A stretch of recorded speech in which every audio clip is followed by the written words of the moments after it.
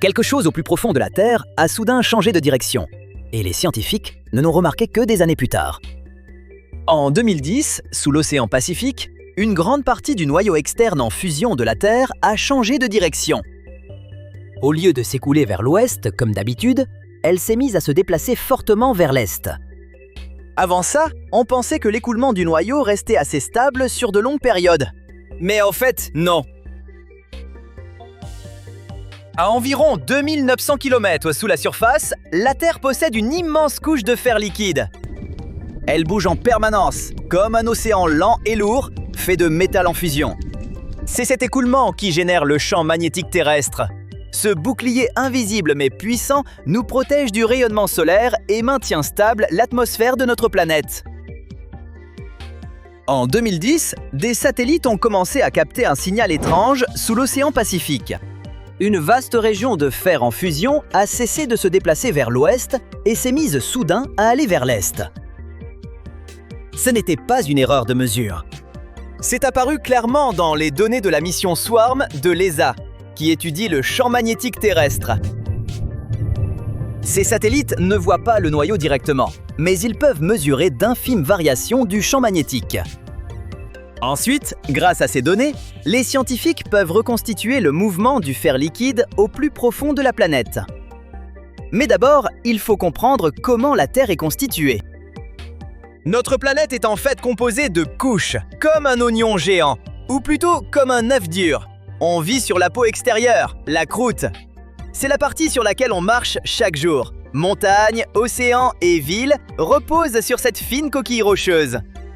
Elle paraît énorme, mais à l'échelle de la Terre, elle est minuscule, comme une coquille d'œuf autour d'une boule gigantesque. En dessous, il y a le manteau. Cette couche descend sur près de 2900 km. Elle n'est pas entièrement liquide, mais se comporte comme une roche épaisse qui se déplace lentement. Sur de très longues périodes, elle s'écoule, presque comme un caramel brûlant qui ne s'arrête jamais. Ce mouvement lent contribue à déplacer les continents sur des millions d'années. Plus profond encore, tout devient plus extrême. Le noyau externe est un océan géant de métal liquide, surtout du fer et du nickel. Il s'étend d'environ 2900 à 5150 km sous la surface. Là, les températures atteignent environ 4500 à 5500 degrés Celsius. Ce métal bouge sans cesse, comme un océan souterrain en ébullition. C'est précisément ce mouvement qui crée le champ magnétique terrestre. Au centre de notre planète se trouve le noyau interne. C'est une boule de fer solide d'environ 1200 km de large. Même s'il est plus chaud que la surface du Soleil, la pression est si intense qu'il reste solide. Maintenant qu'on sait à quoi ressemblerait la Terre en coupe, revenons à cette nouvelle fascinante, mais un peu inquiétante. Quand les chercheurs ont analysé environ 27 ans de données, de 1997 à 2025, ils ont enfin vu le tableau complet. Avant 2010, l'écoulement sous le Pacifique était faible et il allait vers l'ouest.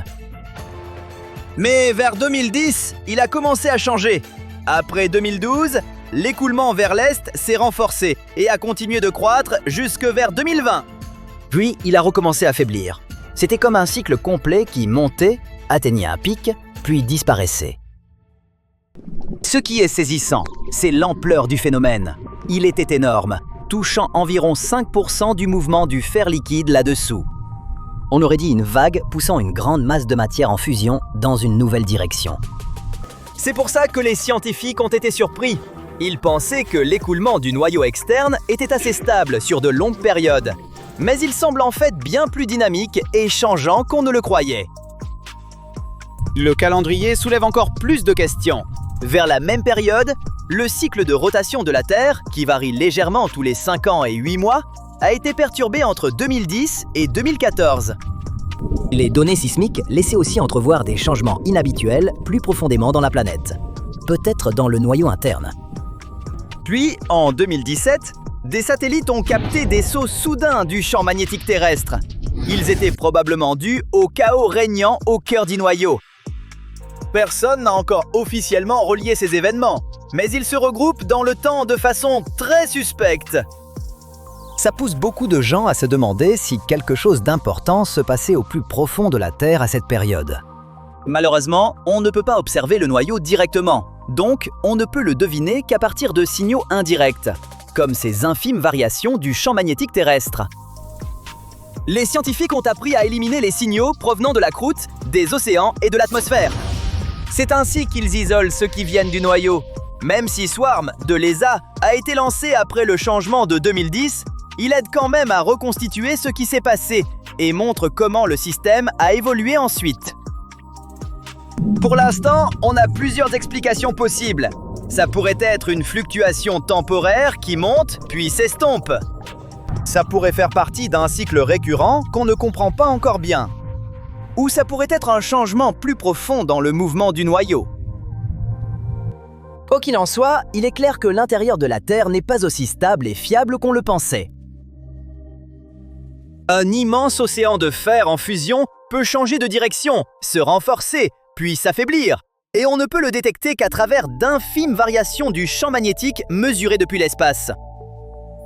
Maintenant, prenons un peu de recul, car le champ magnétique terrestre a déjà fait quelque chose d'encore plus extrême par le passé. Il y a environ 41 000 ans, il s'est complètement inversé. En gros, le nord est devenu le sud, et le sud, le nord. Pour comprendre ça, il faut descendre plus profond.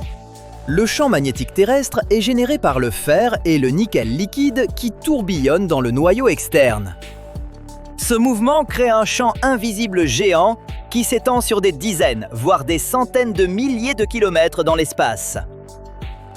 Il bloque les particules chargées venant du Soleil. Sinon, elles arracheraient facilement l'atmosphère de notre planète et la transformeraient en un rocher sans vie. Mais notre champ magnétique n'est pas figé. À mesure que le métal en fusion bouge à l'intérieur de la Terre, le champ magnétique se déplace aussi. C'est pour ça que le pôle nord magnétique dérive lentement du Canada vers la Sibérie. Normalement, les lignes de champ vont d'un pôle à l'autre, mais parfois, très rarement, tout le système s'inverse. Si ça arrivait aujourd'hui, toutes les boussoles de la Terre pointeraient soudain vers le sud au lieu du nord. La dernière inversion complète, appelée l'événement de Lachan, est enregistrée dans des coulées de lave en France. Les roches y ont conservé la direction magnétique. Pendant cet événement, le champ s'est littéralement effondré en intensité. Les scientifiques estiment qu'il est tombé à environ 5% de son niveau actuel, à son point le plus faible. Ça a tout changé pour la Terre. Le bouclier magnétique avait presque disparu. Et bien plus de rayonnement cosmique atteignait l'atmosphère de notre planète. Ce rayonnement a laissé des traces nettes dans les archives naturelles. Les carottes de glace et les sédiments océaniques montrent des pics d'isotopes, comme le beryllium 10, qui a environ doublé pendant l'événement. Ces isotopes se forment quand les rayons cosmiques entrent en collision avec l'atmosphère et déclenchent des réactions nucléaires dans l'air. Ça a peut-être aussi causé des effets plus graves, comme des dégâts à la couche d'ozone, des UV plus intenses à la surface et des perturbations dans les écosystèmes. Certains chercheurs pensent même que ça pourrait affecter la mégafaune et changer le comportement des premiers humains et leur usage des grottes. Bien sûr, l'inversion ne s'est pas produite instantanément. Il a fallu environ 250 ans pour que le champ inverse complètement sa polarité. Et l'état inversé a duré près de 440 ans avant de se stabiliser à nouveau.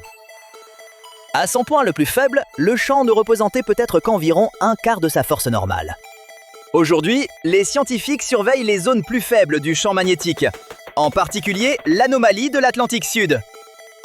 C'est une vaste région au-dessus de l'Amérique du Sud et de l'Atlantique Sud, où le champ magnétique terrestre est bien plus faible que partout ailleurs. À cause de ça, une partie de la ceinture de radiation de Van Allen, un anneau de particules à haute énergie piégé autour de la Terre par son champ magnétique, descend plus près de la Terre. Parfois jusqu'à environ 200 km au-dessus de la surface. Quand les satellites traversent cette région en orbite terrestre basse, ils sont frappés par des niveaux de radiation bien plus élevés que d'habitude. C'est pour ça que la mission Swarm de l'ESA est si importante. Depuis 2013, elle cartographie en continu et en détail le champ magnétique terrestre. Pas seulement le signal de surface, mais aussi ceux venant du noyau, du manteau, de la croûte, des océans, de l'ionosphère et de l'espace proche de la Terre. En combinant toutes ces données, les scientifiques peuvent suivre l'évolution du champ au fil du temps.